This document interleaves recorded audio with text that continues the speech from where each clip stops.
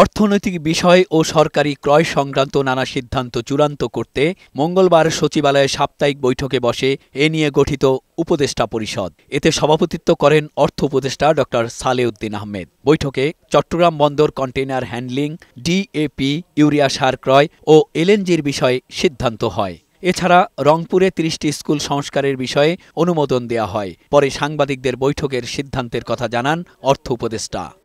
এ সময় অর্থ উপদেষ্টা বলেন, নির্বাচনী বাজেটে কোনো ঘাটতি থাকবে না। নির্বাচনের জন্য অর্থ যা বরাদ্দ দেওয়া হয়েছে এবং নির্বাচনীতে অর্থ যা দেওয়া হয় সেটা কোনো আমরা কার্পণ্য করব না। বৈঠক থেকে বেরিয়ে নৌ পরিবহন উপদেষ্টা অবসরপ্রাপ্ত brigadier general M Sakhawat Hossain জানান, চট্টগ্রাম বন্দরের স্থবিরতা কাটাতে কন্টেইনার হ্যান্ডলিংয়ের বিষয়ে সিদ্ধান্ত চূড়ান্ত করা হচ্ছে। বুধবার এ নিয়ে বৈঠক হবে। পোর্ট অ্যাকচুয়ালি বন্ধ ছিল না, আমি বলি আপনাদেরকে।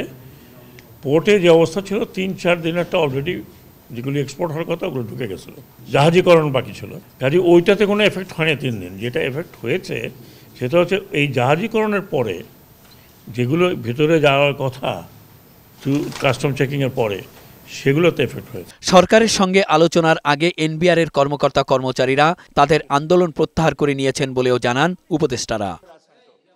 মেহেদী আজাদ মাসুম, বৈশাখী সংবাদ, ঢাকা।